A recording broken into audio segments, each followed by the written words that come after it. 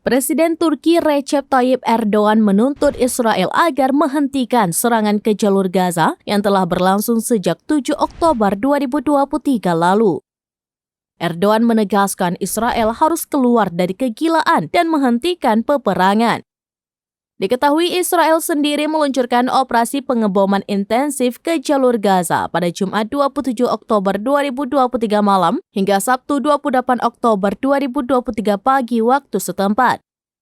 Lalu Israel mengirimkan serangan darat ke jalur Gaza dengan unit infanteri dan kavaleri. Erdogan pun menyuruhkan kepada warga Turki dalam demonstrasi besar-besaran mendukung Palestina di Bandara Internasional Ataturk Istanbul pada Sabtu 28 Oktober. Operasi pengeboman Israel yang disusul serangan darat pada Sabtu 28 Oktober pagi dikhawatirkan merenggut nyawa ratusan penduduk Palestina. Juru bicara Badan Penyelamatan di Gaza, Mahmud Basal menyebut ratusan bangunan hancur di jalur Gaza dalam kurun 24 jam. Hingga Sabtu 28 Oktober, korban jiwa serangan Israel ke jalur Gaza sejak 7 Oktober lalu mencapai 7.703 orang, termasuk 3.595 anak-anak dan 397 lansia.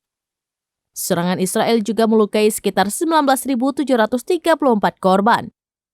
Sementara itu, eskalasi kekerasan dan serangan Israel ke tepi barat dalam kurun waktu yang sama telah menewaskan 109 dan melukai sekitar 1.900 orang.